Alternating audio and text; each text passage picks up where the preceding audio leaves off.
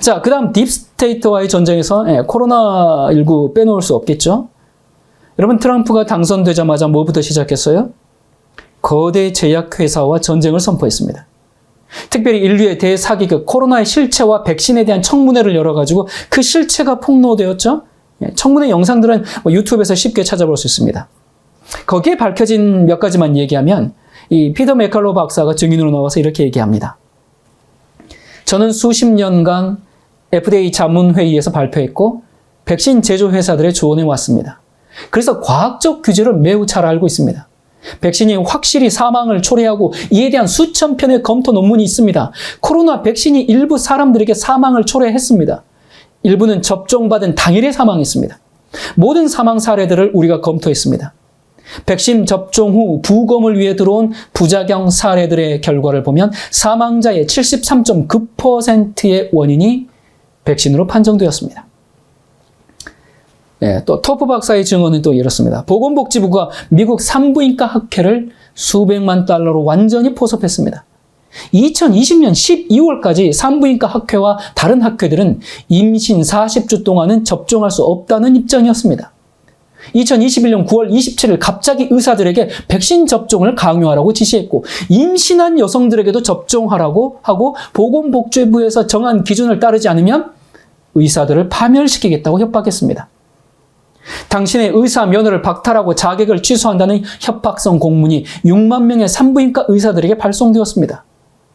제약회사들, 중국의 이익 집단으로부터 돈을 받은 과학의 부패, 연방보건당국의 부패, 의료위원회의 부패입니다. 그러면서 여러 청문회 내용들을 보면 이제 백신 부작용을 직접 겪었던 저명한 의학 박사들이 나와가지고 그 자신의 상황들을 얘기하고요. 그리고 정치인들이 제약회사로부터 로비를 받고 그들이 원하는 대로 움직였다는 사실들. 버니 샌더슨 민주당 상원의원이 제약회사로부터 제일 많은 돈을 받았다는 사실이 폭로가 되고요. 그리고 빌 게이츠가 코로나 직전 화이자에게 제공된 그 백신 회사 주식 100만 주를 매수하고 코로나 직전입니다. 그리고는 코로나 터지고 2년 후에 매도해서 엄청난 수익 실현을 했다는 것도 드러났죠. 이 개미들의 돈이 전부 빌 게이츠에게 간 겁니다. 그리고 이 질병관리본부, 거기에 이제 파우치 소장 이런 얘기를 했죠. 백신을 맞지 않으면 교육, 여행, 취업을 제한하라. 그래서 강제 접종 정책이 미국뿐만 아니라 전 세계에 내렸지 않습니까? 그러면서 2m 거리 두기와 마스크 착용을 강요하면서 근데 정작 본인은 거리 두기, 마스크 착용을 안 하고 사생활을 즐긴 거예요. 이게 파우치의 녹취록이 그대로 청문회에서 틀어집니다. 그리고 파우치가 보낸 이메일이 공개됐는데 그 내용이 마스크는 바이러스를 막는데 별로 효과가 없다. 마스크 착용을 권고하지 않는다. 그런 내용이에요. 그런데 전 국민에게 마스크 착용을 강요했죠. 뭐 한 겁니까? 전체주의 훈련을 하는 거죠. 그리고 더 놀라운 건 파우치와 국립보건원 과학자들이 제약회사로부터 1조 원을 받은 이런 일들이 청문회에서 다 드러나는 겁니다. 그래서 파우치를 인류에 대한 범죄 혐의로 기소하겠다 그랬어요. 그리고 2025년 11월 27일 빌 게이츠 재판 확정. 이 바이든이 퇴임하면서 아직 기소도 되지 않은 파우치를 위해서 뭐라고 했습니까? 지난 10년 동안 했을 수도 있는 일에 대해서 미리 사명권을 발행했습니다. 무슨 일이 벌어질지 자기들도 알았던 거죠. 근데 미리 사명권 발행, 그게 효력이 있겠습니까? RFK 주니어가 이렇게 얘기합니다. 코로나가 퍼지기 4개월 전에 미국 정부는 이벤트 201이라는 훈련을 했다. 빌 게이츠가 여기에 주요 역할을 담당했고 에이브리 흐인지 국가정보국장, 파우치, 그리고 중국의 질병관리본부장이 참가했다. 이것은 미국을 전체주의 국가로 바꾸려는 훈련이었다. 빌 게이츠가 WHO를 컨트롤하는 사람이다. 백신 회사의 최대 주주가 빌 게이츠다. 그들은 전 세계에 백신을 의무화했다. 이것은 민주주의를 무너뜨리는 일이었고 인류에 대한 쿠데타이다. 바이러스를 누가 만든 것인가? 어떻게 미리 알고 팬데믹 시뮬레이션을 했는가? 그러니까 코로나는 인류를 통제하는 훈련과 함께 엄청난 부를 축적하고요. 전 세계 경제 위기를 주도하기 위한 수단이 바로 코로나 팬데믹이었던 거죠. 여러분, 제가 지금 말씀드리는 건 음모론이 아니고요. 청문회에서 다 밝혀진 내용들과 그리고 보건복지부 장관의 공식 발언을 정리한 겁니다. 여러분 잘 아시겠지만 코로나가 한창일 때 이런 백신 문제를 언급한 유튜브 채널들은 그냥 다 폭파됐어요. 상당수 계정이 삭제됐습니다. 그런데 지금 그 음모론이 다 사실임이 지금 청문회를 통해서 밝혀지고 있는 거죠. 이런 놀라운 일이 밝혀지고 있는데 한국에서는 뉴스 한 줄이 안 나옵니다. 오히려 최근에 빌 게이츠가 한국 방문했죠. 온 목적이 뭐라 그래요? 백신 동맹이라 그러네요. 트럼프 행정부는 백신 의무 접종을 폐지했습니다. 개인의 선택에게 맡기겠다 했어요. 그리고 제약회사의 TV 광고를 제한했고요. 그리고 부작용을 명확히 기입하고 특별히 백신은 사망에 이를 수 있음을 반드시 고지하도록 했고요. 약가를 낮추도록 압박하고요. 지금까지 제약회사들은 이 딥스에 자금을 대왔는데 이건 지금 뭐 전쟁인 거죠. 이런 와중에 한국에서는 10월부터 코로나19 백신 접종을 재개한다면서 화이자와 모더나의 총 530만 회분을 계약했습니다. 어떻게 된 걸까요? 그리고 이런 기사가 하나 나왔네요. 이재명 대통령 블랙록 회장 만나 MOU 체결. 전 세계 많은 나라가 딥스테이트의 지배 아래 있는데 한국만 예외라고 생각하는 게 오히려 더 이상하겠죠. 그래서 세계는 이 딥스테이트를 따르는 자와 거절하는 자 이렇게 나뉘어 있습니다. 자, 그 다음 미국을 실제적으로 주무르고 있는 딥스 중에 하나가 이 패드, 연방준비제도이사회죠. 미국 화폐를 발행하는 이 연방준비은행 FRB는 미국 소유의 은행이 아닙니다. 이곳은 소수의 몇 사람이 소유한 개인은행이죠. 그러니까 미국 달러를 정부가 아니라 사설 은행이 발행하고요. 미국 정부는 거기서 계속 돈을 빌려 쓰고 있기 때문에 천문학적인 부채를 짊어지고 있는 거예요. 그래서 링컨이 이 금융 세력들의 돈을 쓰지 않으려고 뭐 했습니까? 미국의 독자 화폐인 그린백을 발행해가지고 남북 전쟁 자금을 조달했잖아요. 그런데 전쟁 이후에 대통령 재선에 당선되자마자 6주 만에 암살을 당했어요. 미 연준에 저항하는 것은 곧 딥스에게 저항하는 것이기 때문에 그렇습니다. 경제에 관심 있는 분은 알겠지만 트럼프가 취임하면서부터 지금까지 이 금리 문제로 연준과 전쟁을 치르고 있죠. 그리고 연준과 전쟁 중인 것 중에 하나가 트럼프 대통령이 지니어스 액트 법안에 서명을 하고 스테이블 코인을 합법화한 겁니다. 어떤 영상에서 드디어 스테이블 코인으로 개인의 모든 은행 거래가 추적이 되고 이렇게 되면 국가 정책에 반대하는 사람은 매매를 못하게 되는 겁니다. 환란을 준비해야 됩니다. 그렇게 얘기를 하더라고요. 먼저 이 코인이라고 하니까 코인? 비트코인이나 뭐 주식처럼 막 투자하고 그런 게 아니고요. 달러의 다른 이름이라고 생각하면 됩니다. 1코인은 1달러입니다. 그러니까 코인이 막 오르고 내려가지고 시세 차익을 얻고 그런 것이 아니라 달러와 연동된 거거든요. 그래서 은행에서 100코인을 발행하려면 100달러를 반드시 가지고 있어야 합니다. 이 코인을 무작위로 막 찍어낼 수 있는 게 아니고 가지고 있는 달러만큼만 발행할 수 있어요. 자, 그러면 코인이나 달러나 뭐 같은 것 같은데 이게 왜 필요한 거야? 그런 생각이 들죠. 지금 미국의 부채가 막대한데 이게 다 누구한테 진 빚이에요? 여러 국가들, 그리고 20%는 연준입니다.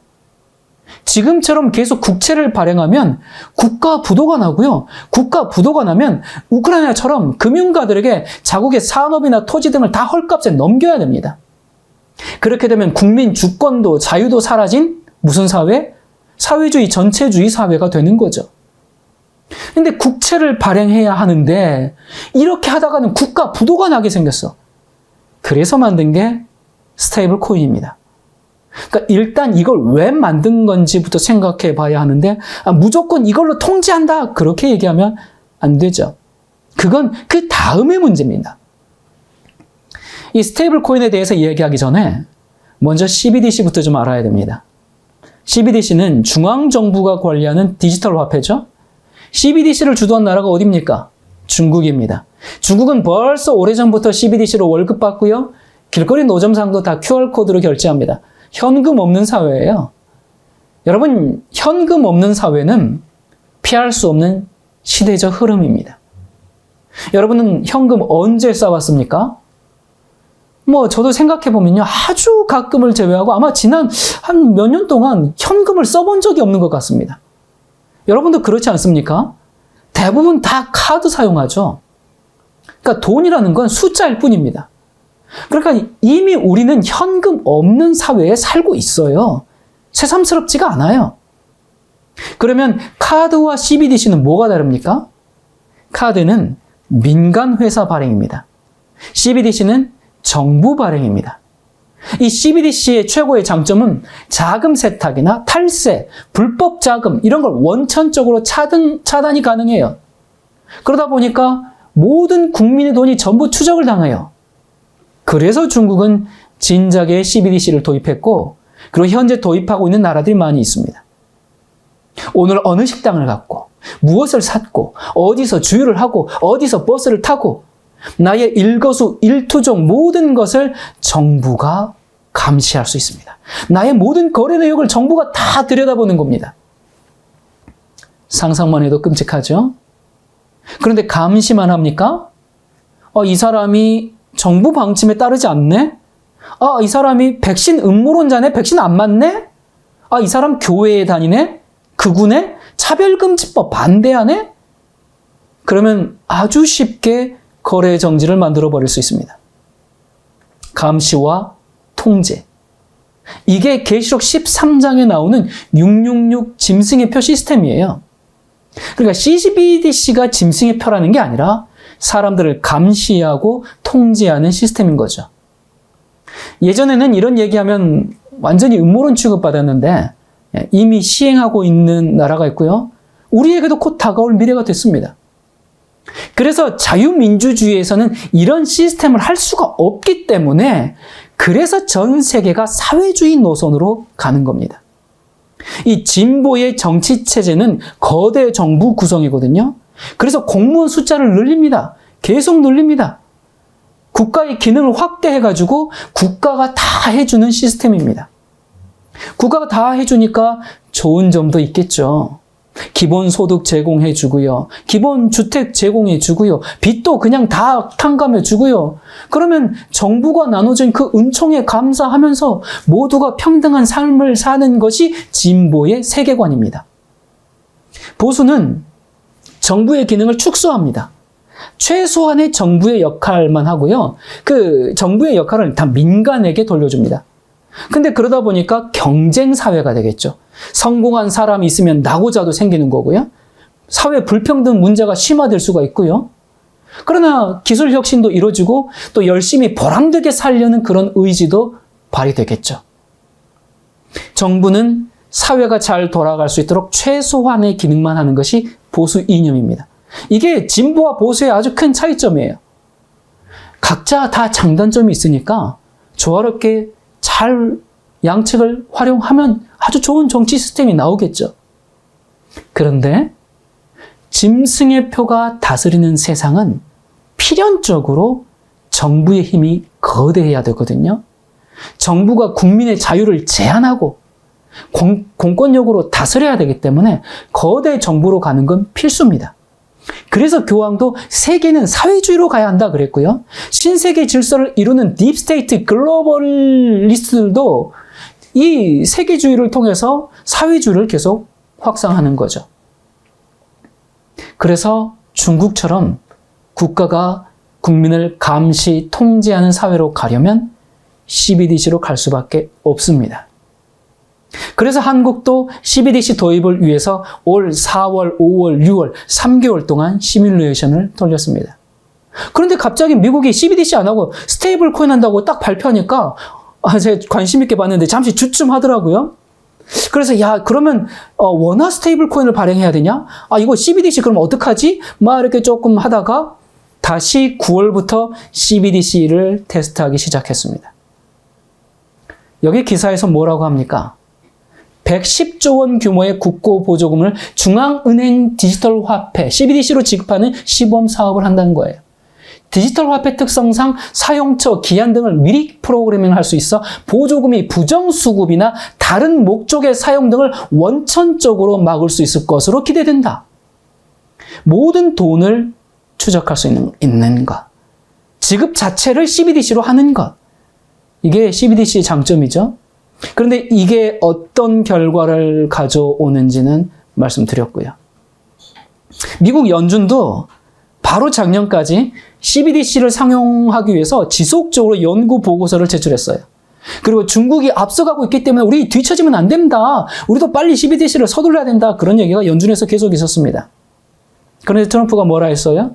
취임 전부터 정부가 개인의 금융에 관여하는 것은 개인 프라이버시와 미국 주권의 위협이 될 수 있다. 그러면서 반대를 했고요. 개인의 자유와 사생활을 감시하는 정부의 디지털 화폐 발행을 결코 허용하지 않겠다. 이건 미친 짓이다. 그랬어요. 그리고 취임 후 백악관을 통해서 공식적으로 행정명령을 발표했습니다. 미국 내외에서 CBDC의 설립, 발행, 유통, 사용을 금지. 왜? 개인의 자유와 사생활과 미국 주권을 위협하기 때문이라고 밝히고 있습니다.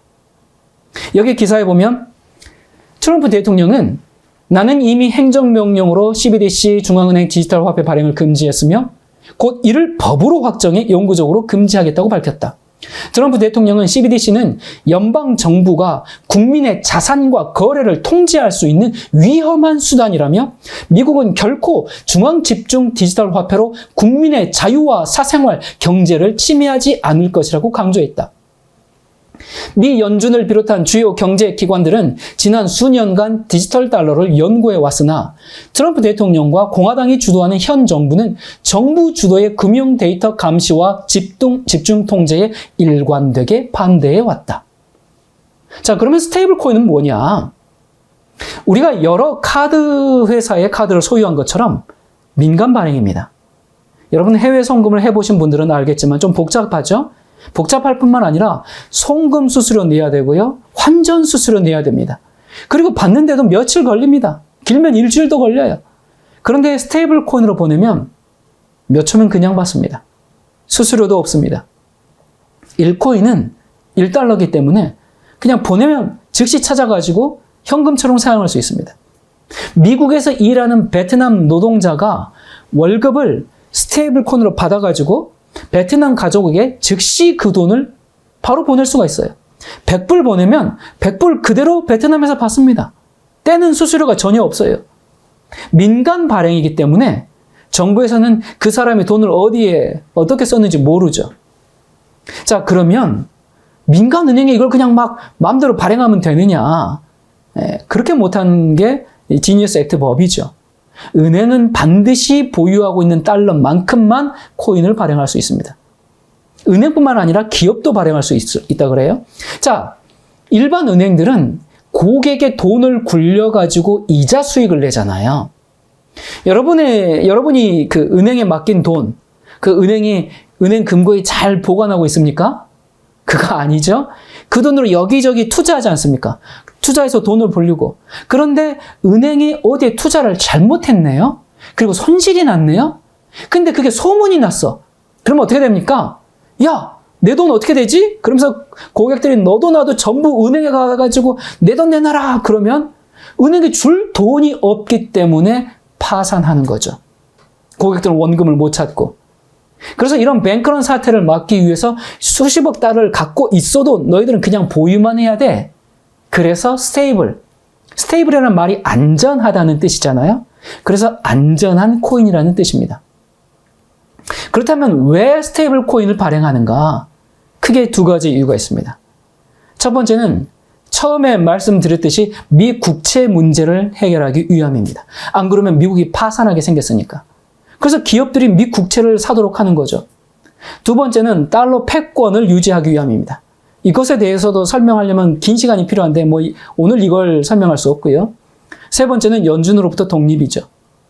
근데 어떤 영상에서 트럼프가 아니라고 하지만 이것은 CBDC보다 더 개인을 감시하는 겁니다. 그렇게 얘기를 하는데 들어보면 그것에 대한 근거는 전혀 없어요. 그냥 뇌피셜이에요. 그냥 일단 던지고 아니면 말고.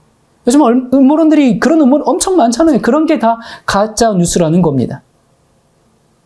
여러분, 지금 당장 시행될 뻔한 CBDC를 막은 것만으로도 일단 감사해야 됩니다.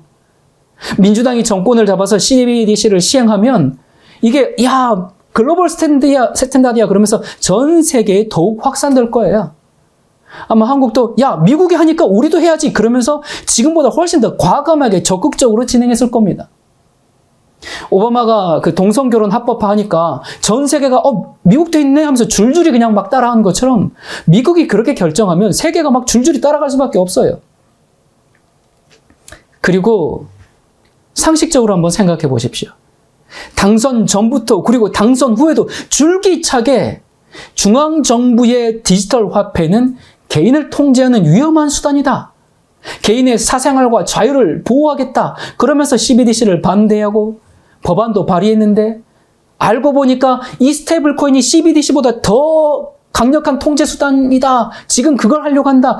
그러면 지지했던 국민들이 또 그걸 보는 경제학자들이 가만히 있겠습니까? 그 금방 들통날 거짓말을 그렇게 해요? 여러분, 거짓말은 한두 번 할 수 있어요. 하지만 긴 시간 동안 하는 건 불가능합니다. 어디서든지 틈이 생기고 모순이 생기고 시간이 지나면 금방 발각되죠.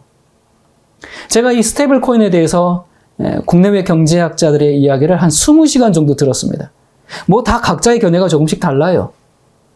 그런데 공통된 의견은 뭐냐? 첫째는 탈중앙화, 둘째 익명성 보장입니다. 그러니까 오히려 짐승의 표와 정반대예요. 정부가 추적할 수 없는 것을 제일 큰 문제로 얘기하고 있어요.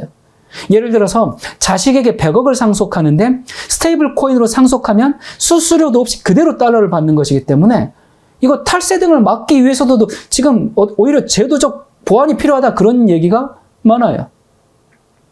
다시 말해서 개인의 감시와는 정반대의 정책입니다. 오히려 마약 거래나 부정축제 이런 데 지금 사용될 수가 있기 때문에 이런 부분을 경제학자들은 염려하고 있는데 트럼프가 개인을 감시하는 스테이블 코인을 발행했습니다. 이제 통제사회로 갑니다. 그렇게 얘기하면 되겠습니까? 잘 모르는 대중들은 그런 얘기로 깜짝 놀랄 수 있겠지만 그렇게 해서 깨어났다고 그게 유지가 되지 않아요. 왜냐하면 시간이 지나면 그게 거짓이라는 게 드러나거든요. 그러면 그런 말을 전하는 사람도, 그런 말을 듣는 사람도 또 다른 거 없나? 또 무슨 소식이 없나? 나를 깨워줄 뭐 없나? 그렇게 찾아다니다가 영적으로 큰 손해를 보게 되죠. 물론 앞으로 스테이블 코인이 어떤 모습으로 변형될지는 아무도 모릅니다. 결국 통제 수단으로 사용될 수도 있겠죠. 근데 제가 말씀드리고 싶은 것은 음모론자들이 이건 지금 통제 시스템이야 하는 몇 마디의 말을 왜 경제자들의 말보다 더 신뢰할까요? 물론 경제학자들의 말이 다 맞는 건 아니에요. 그런데 그렇다고 음모론자들의 얘기를 더 신뢰하면서 이거 통장에 있는 돈 다 찾아야 하는 거 아니야? 이렇게 되는 건 좀 아니지 않습니까? 우리가 그런 음모론을 쫓아다니면 신앙에 유익하지가 않습니다. 스테이블 코인이 언젠가 달러의 패권으로 장악해가지고 사람들이 다 이렇게 깊숙이 들어와가지고 뭐 그렇게 될 것이다. 언젠가 그렇게 될 수 있죠. 그러나 분명한 것은 지금 당장 CBDC로 그런 일이 벌어질 뻔했는데 스테이블 코인 때문에 그 시간이 오히려 늦춰졌다 그 말입니다. 그 스테이블 코인이 그렇게 사용된다 하더라도 무슨 의미인지 아시겠습니까? 이 트럼프의 관세 전쟁도 이러한 맥락에서 이해할 수 있어야 됩니다. 이 관세 전쟁은 단순히 경제적 문제가 아니에요. 이 공산주의 사상이 미국의 학교, 교회, 직장, 가정, 사회 전반에 들어와가지고 엉망진창이 돼버리지 않습니까? 이건 미국 붕괴의 위기 수준입니다. 그래서 지금 그걸 다시 회복하는 방법 중에 하나가 관세거든요. 여러분, 요즘 뉴스에서 시끌시끌 떠드는 게 이 프랑스 얘기 좀 보셨습니까? 대표적인 좌파 국가죠. 이 파리 올림픽 개회식에서 그들이 행한 끔찍한 퍼포먼스 여러분 기억하십니까? 동성애자들이 예수 그리스도의 그 최후의 만찬을 패러디하면서 조롱한 그런 장면을 전 세계에 내보낸 나라입니다.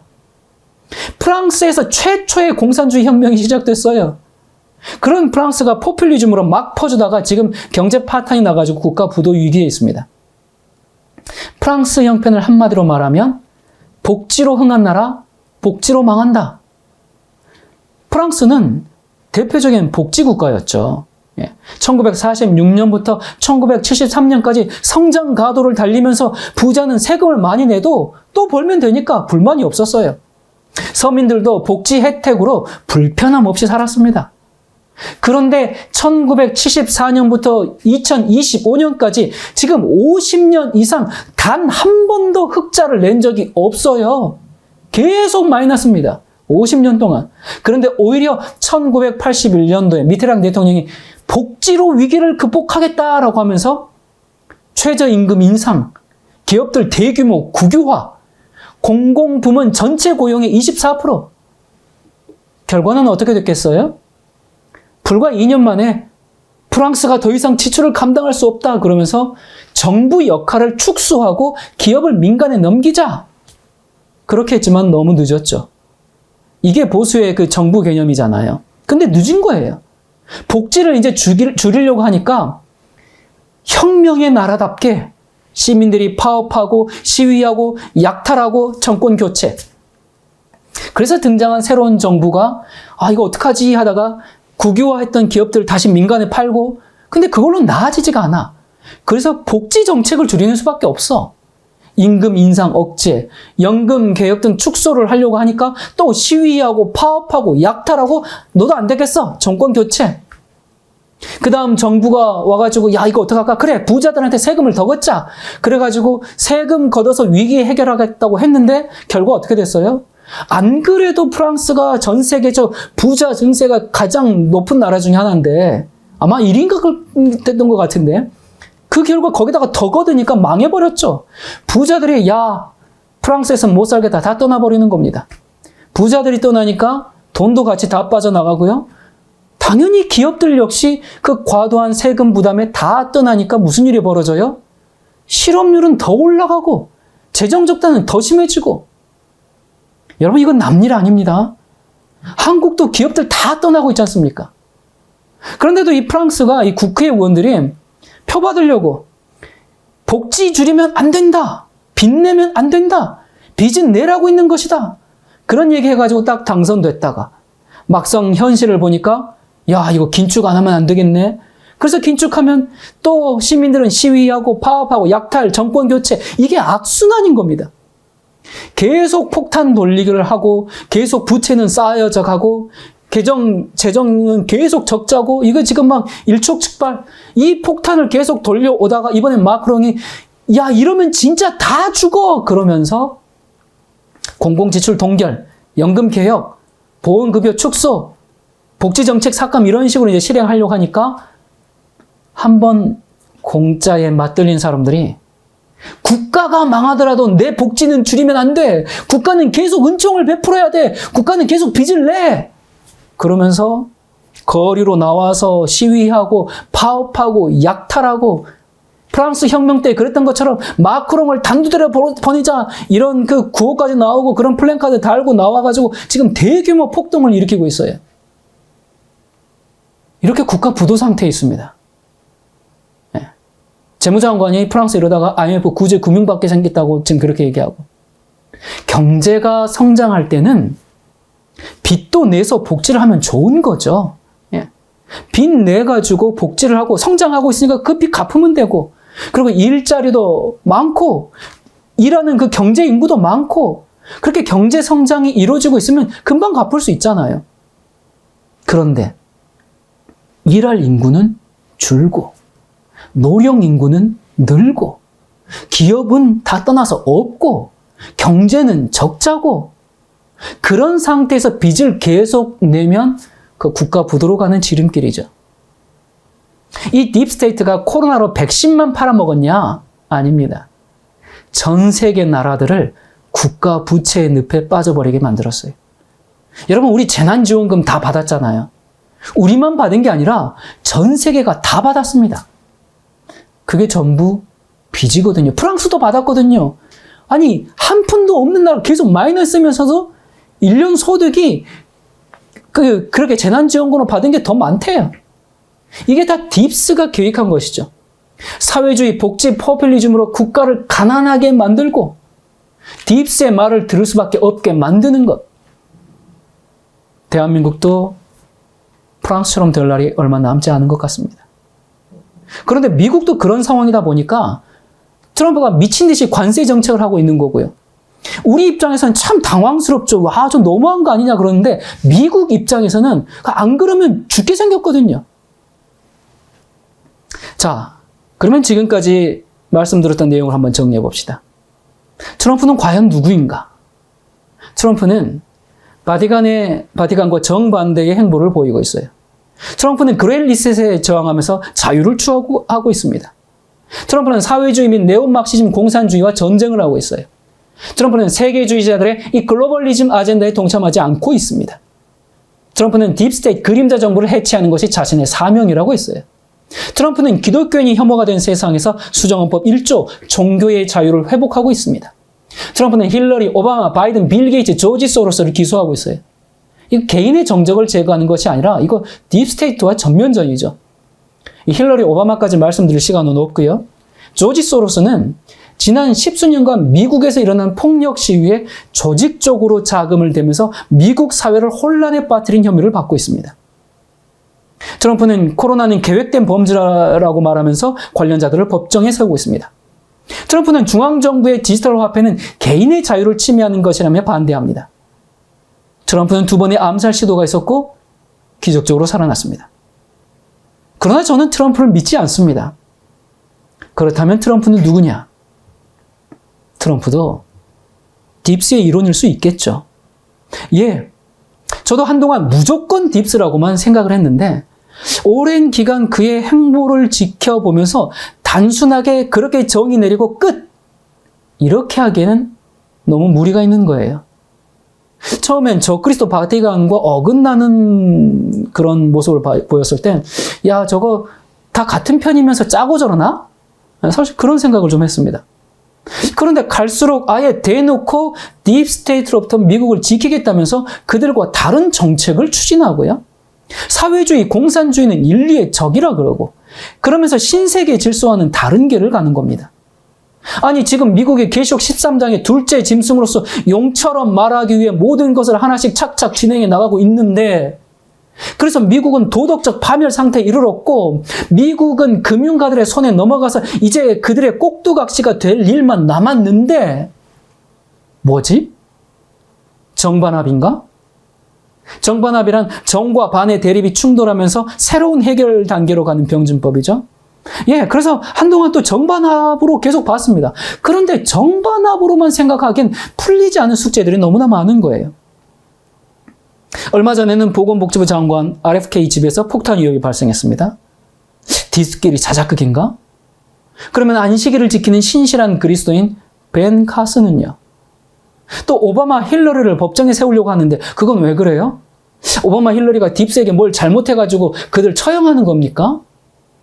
그리고 무엇보다 트럼프 일기 때 2번이나 트럼프가 탄핵을 당했어요. 공화당 의원들도 찬성표를 던져서 직을 잃을 뻔했습니다. 2번이나 아슬아슬했죠? 그거 왜 그랬을까? 딥스가 보기에 트럼프가 마음에 들지 않았나? 그리고 바이든이 당선되고 나서 어떻게 했습니까? 트럼프를 가만 놔뒀습니까? 그 유명한 그 미친 잭 스미스라는 검사를 통해서 압수수색하고요. 멜라니아 속옷도 막 뒤집어 엎고요. 그 영부인 망신주기 뭐 그런 거 여러분 잘 아시죠? 이 잭 스미스 검사 외에 뉴욕주, 조지아주 검찰이 기소하고 전방위로 압박하면서 트럼프를 정치적으로 완전히 묻어버리려고 했습니다. 이걸 짜고 쳤다고 말할 수 있을까요? 이게 좀 감이 안 오면 예를 들어서 한국 정치 상황으로 한번 생각해 보면 쉽게 이해가 될 겁니다. 윤석열 전 대통령이 구속됐는데 근데 사실은 윤석열도 딥스, 이재명 대통령도 딥스. 그래서 둘이 다 짜고 친다. 여러분 그렇게 생각하기 어렵잖아요. 오히려 그게 좀 더 이상한 거 아닙니까? 그런 겁니다. 자, 트럼프는 그럼 왜 바티칸과 싸울까? 왜 공산주의자와 싸우는가? 왜 그림자 정부와 싸우는가? 왜 성경의 가치를 회복하려고 하는가? 트럼프는 누군가? 그건 여러분 스스로 답을 찾아보시기 바랍니다. 저는 솔직히 그가 누군지 모르겠습니다. 그가 누구든지 간에 저는 트럼프를 믿지 않습니다. 그가 누구인들 그게 뭐 우리에게 중요하겠습니까? 그의 임기는 3년밖에 안 남았고 역사는 흘러갈 것인데.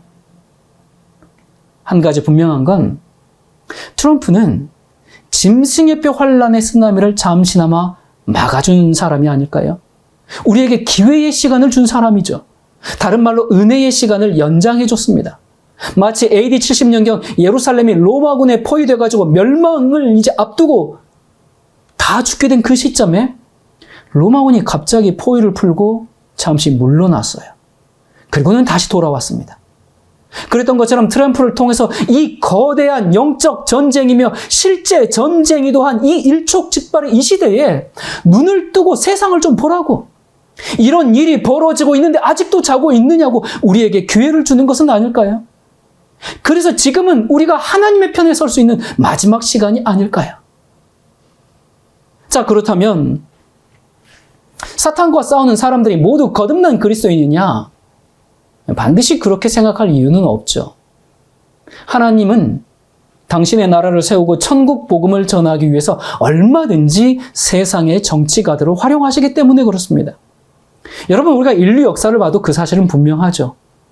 세상 정치인인 고레스 대왕을 통해서 이스라엘 백성을 예루살렘으로 돌려보냈어요. 아하수에로 역시 하만으로부터 이스라엘을 구했습니다. 초대교회 당시 적그리스도가 등장하는 것을 로마 제국이 막았어요. 그들이 하나님을 믿는 왕들이 아니었습니다. 그럼에도 하나님의 일에 쓰임을 받았죠. 이런 일은 인류 역사에서 얼마든지 찾을 수가 있습니다. 트럼프가 이건 이렇게 하잖아요. 이거 트럼프가 이렇게 하잖아요. 예. 트럼프는 세상 정치인일 뿐이고요. 어쩌면 딥스일 수도 있어요. 하지만 하나님은 딥스일지라도 하나님의 일에 사용하십니다. 이 세상을 사탄이 통치하고 있지만 하나님께서 그렇다고 손 놓고 가만히 계십니까? 아니잖아요.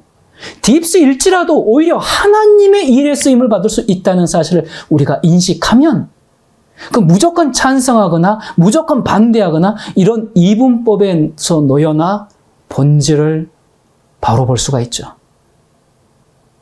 여러분, 우리의 미래는 어떻게 될까요?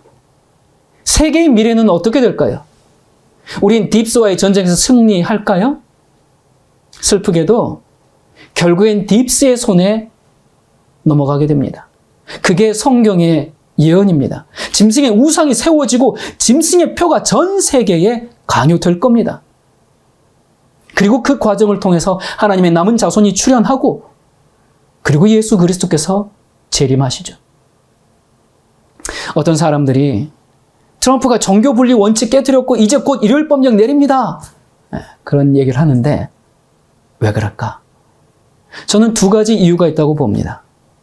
첫째, 답을 정해놓고 미국을 보기 때문에 그래요. 분명 성경의 예언에서는 미국이 바티칸을 위해서 짐승의 표를 강요한다고 돼 있습니다. 그러다 보니까 모든 것을 그렇게만 해석하려고 하는 거죠. 그런 시각으로만 어떤 사건을 바라보는 겁니다. 그래서 확증 편향에 갇혀서 자기가 보고 싶은 것만 보고 자기가 원하는 방향으로 모든 것을 해석하려는 그런 치명적인 함정에 빠져버리는 거죠. 그렇게 되면 하나님이 하시는 일을 보지 못하고 오히려 하나님이 하시는 일에 방해자가 될 수 있습니다. 참 두려운 일이죠. 하나님의 뜻을 내 생각에 맞추는 우를 범하지 말아야 합니다. 두 번째, 예언 해석에 대한 깊이의 부재 때문입니다.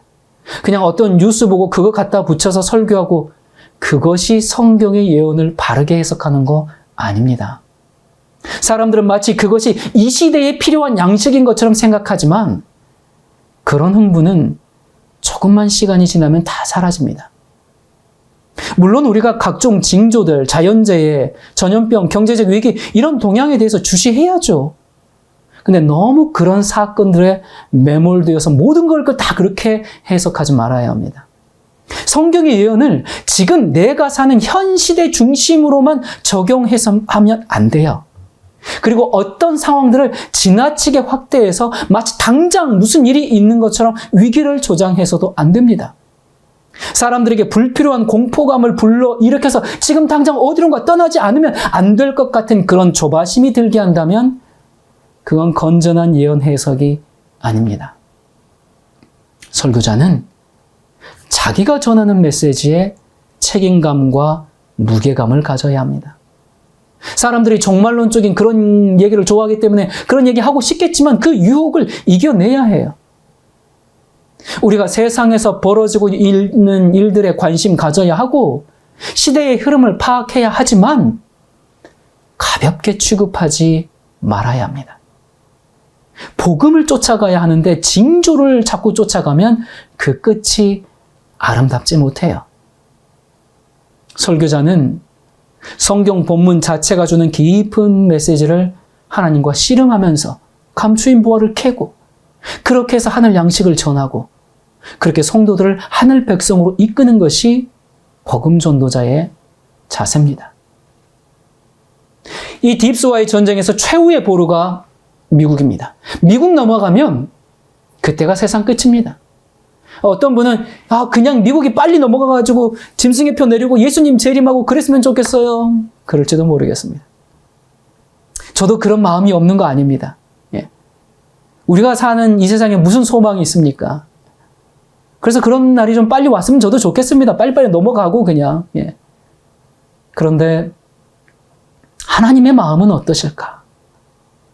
한 사람이라도 더 깨워서 천국 백성 삼고자 하는 그 하나님의 뜻을 한번 헤아려 봅시다. 그리고 다른 누구가 아니라 나를 깨워서 진리의 편에 서도록 하기 위해서 이 환란의 쓰나미를 막아주고 있는 것이라면, 잠시 로마 군대가 물러난 것이라면, 내가 믿는다고 공언하면서 악의 편에 있다가 멸망당하지 않도록 돌이킬 기회를 주고 있는 것이라면, 그렇다면 나는 뭘 해야 될까? 어떻게 해야 하는가? 환난 날을 준비할 것이 아니라 하나님의 심판대 앞에 설 날을 준비해야 합니다. 어떻게 준비하는가? 우리 교회 모토가 뭡니까? 회개, 거룩, 재림. 회개, 거룩, 재림이 복음의 시작과 과정과 결말입니다. 회개, 거룩에 충실한 사람이 재림을 맞이하는 겁니다. 여러분, 오늘 말씀드린 주제들 하나하나가 정말 다 각자 1시간 이상씩 다뤄야 하는 내용들입니다. 제가 짧은 시간에 다 설명하려니까 그냥 간단하게 넘어갔는데, 역사의 주관자이신 하나님의 일하심과 세계의 흐름을 보는 영적 시야는 갖추게 되었으리라고 생각합니다. 우리의 흐트러진 마음이 그리스도께 다시 집중되어야 하지 않겠습니까? 오늘 내용을 교과서처럼 여기고 몇 번 다시 들으면서 이 세상에 벌어지고 있는 이 영적 전쟁을 분별해서 하나님의 군사로 주님 편에 서시기를 간절히 바랍니다. 기도하겠습니다. 세상 역사를 주관하시는 하나님 아버지, 우리의 마음을 예수 그리스도의 말씀의 반석에 고정하게 해 주시옵소서. 눈을 열어서 주님의 기이한 섭리를 깨달아 알게 하시고, 다시 오시는 예수 그리스도를 기다리되 주님 앞에 진실이 회개하고 우리의 삶 속에서 섬김과 사랑을 나누는 거룩한 신부의 모습으로 영광스러운 주의 재림을 맞이하는 주님의 자녀가 되게 해 주시옵소서. 다시 오실 예수 그리스도 이름으로 간절히 기도드립니다. 아멘.